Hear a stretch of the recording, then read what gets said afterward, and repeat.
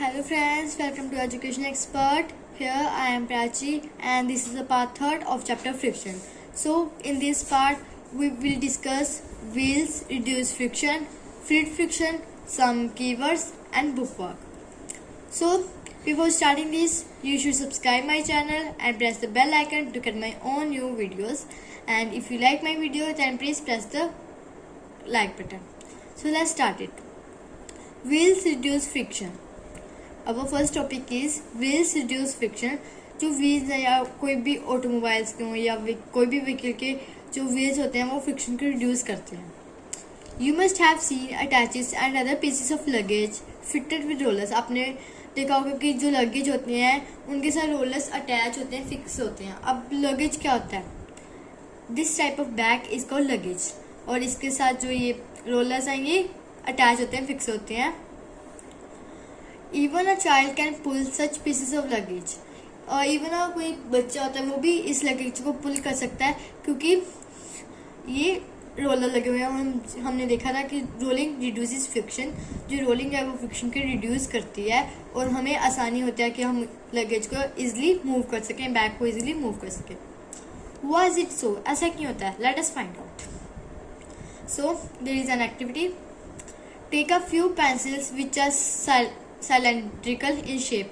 कुछ पेंसिल्स ले लो जो कि शेप में साइलेंड्रिकल हो, like this. Place them parallel to each other on a table. एक टेबल के ऊपर इन तीनों पेंसिल्स को पैरेलल, एक दूसरे के पैरेलल रख दो.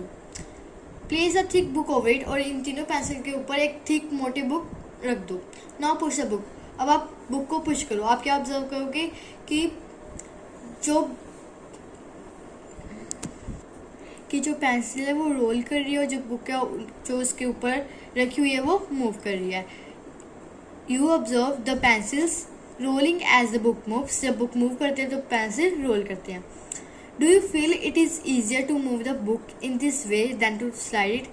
आप क्या आप फील करोगे कि इस रोलिंग से बुक को मूव करना ईजियर दैन स्लाइडिंग? बिकॉज जो रोलिंग है वो फ्रिक्शन को रिड्यूस करती है तो इससे हमें ईजी होता है. Do you think that resistance to the motion of the book has been reduce? क्या आपको लगता है कि जो बुक के मोशन में रुकावट आ रही थी वो रिड्यूस हो रही है? Have you seen heavy machinery being moved by placing logs under it? आपने बहुत बार देखा होगा कि जो हैवी मशीनरी होती है उसको एक जगह से दूसरी जगह पहुंचाने के लिए उसके अंडर लॉग्स रखे जाते हैं. लॉग से टाइप के रोलर्स होते हैं. सो नेक्स्ट इज, मैंने आपको कहा था कि जो फ्रिक्शन है उसकी थर्ड टाइप होती है रोलिंग फ्रिक्शन. तो इसमें हम इस पैराग्राफ में हम रोलिंग फ्रिक्शन के बारे में पढ़ेंगे. When one body rolls over the surface of another body, the resistance to its motion is called rolling friction. जब एक बॉडी दूसरी बॉडी के सरफेस पे मूव करती है तो उसको हम रोलिंग फ्रिक्शन कहते हैं. Rolling reduces friction. और हम जानते हैं कि जो रोलिंग होती है वो फ्रिक्शन को रिड्यूस करती है. It is always easier to roll than to slide a body over. है ना? ये हमेशा ईजी होता है कि किसी चीज़ को, किसी बॉडी को रोल करना then slide it over another.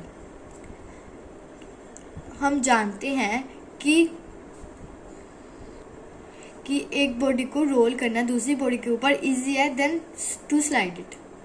That is the reason it is convenient to pull luggage fitted with rollers.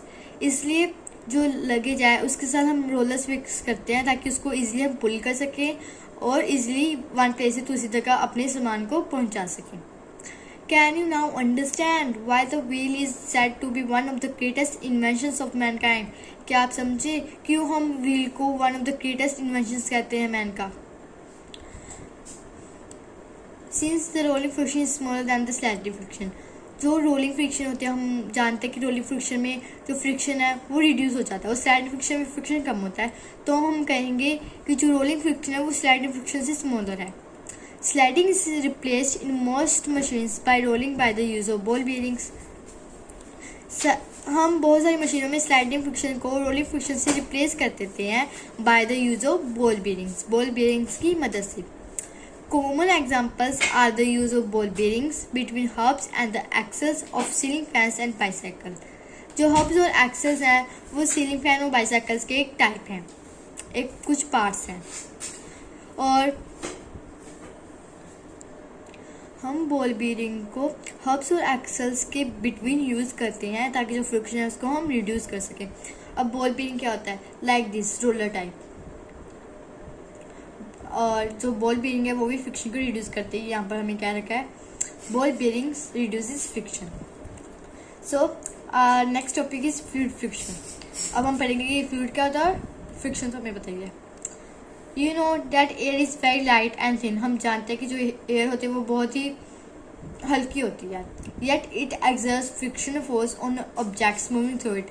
और ये फ्रिक्शन फोर्स को एक्सर्ट करती है जब कोई भी ऑब्जेक्ट उसके पास से मूव कर रहा हो. लाइक बर्ड हमेशा एयर में मूव करते हैं, हम जानते हैं. तो जो वो उसके पास से मूव करते हैं तो जो एयर है वो फ्रिक्शन फोर्स को एक्सर्ट करती है.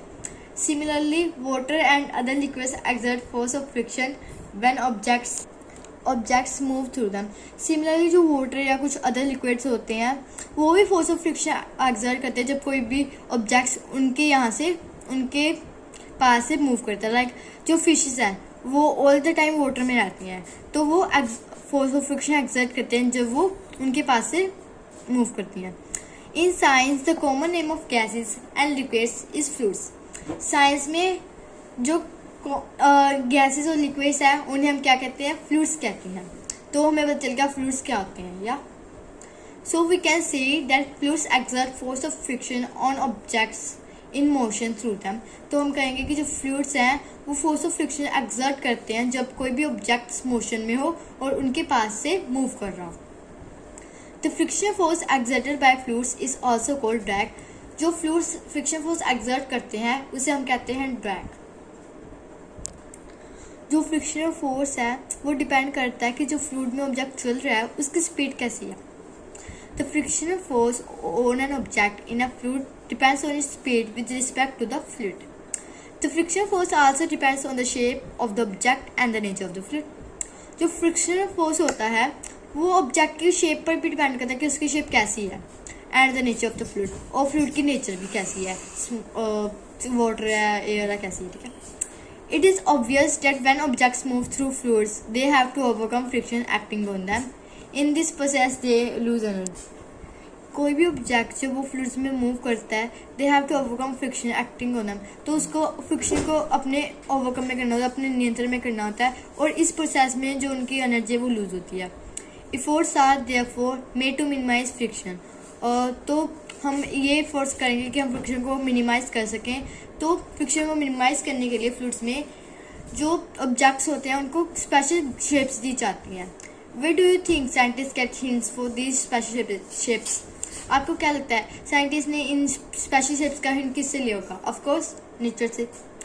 Birds and fishes have to move about in fluids all the time. हम जानते हैं कि जो बर्ड्स होते हैं वो ऑल द टाइम एयर में मूव करती हैं और जो फिशेस होते हैं वो वाटर में. So air and water are fluids. तो बर्ड्स एंड फिशेस को ऑल द टाइम फ्लूइड्स में मूव करना होता है. Their bodies must have involved to shape which would make them lose less energy. तो उन्हें कुछ ऐसे शेप्स चाहिए जब वो फ्रिक्शन को ओवरकम करें तो जो उनकी एनर्जी है वो लेस लूज हो in overcome friction. You read about the ships in class 6. आपने इन शिप्स के बारे में क्लास 6 में पढ़ा होगा. Look carefully at the shape of an aeroplane. इस एरोप्लेन की शेप को केयरफुली आप देखो, आपको लगेगा कि जो एरोप्लेन की शेप है वो बर्ड की शेप से मिलती जुलती है. Do you find any similarity in its shape and that of the bird? In fact, all vehicles are designed to have shapes which reduce fluid friction.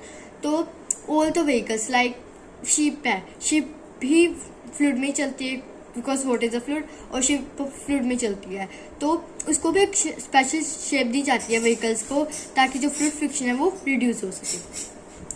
So इस topic के साथ हमारा चैप्टर कंप्लीट होता है. तो अब हम कुछ कीवर्ड्स करने जा रहे हैं. First is ball bearing. मैंने आपको बताया था बॉल बेयरिंग एक रोलिंग फ्रिक्शन की टाइप है जो कि फ्रिक्शन की रिड्यूस करने में हेल्प यूज होती है. ड्रैग. What is drag? जो फ्रिक्शनल फोर्स फ्लूइड एक्सर्ट करता है उसे हम ड्रैग कहते हैं। अब फ्लूइड फ्रिक्शन क्या होता है? फ्लूइड फ्रिक्शन कोई भी, जब air and water means fluid exert करते हैं फ्रिक्शन को, तो उसे हम फ्लूइड फ्रिक्शन कहते हैं। फ्रिक्शन हमने देखा था जब दो सरफेसेस कांटेक्ट में आते हैं और उनमें इरेगुलरिटीज प्रेजेंट होते हैं, उसे हम फ्रिक्शन कहते हैं। इंटरलॉकिंग, तो इंटरलॉकिंग अभी हमने फ्रिक्शन की डेफिनेशन देखी, जब दो सरफेसेस इंटरलॉक होते हैं, एक दूसरे में इंटरलॉक होते हैं और उनमें इरेगुलरिटीज प्रेजेंट होती है, तो फ्रिक्शन कॉज होता है। तो जो दो सरफेसेस में इंटरलॉक होती हैं उसे हम इंटरलॉकिंग कहते हैं।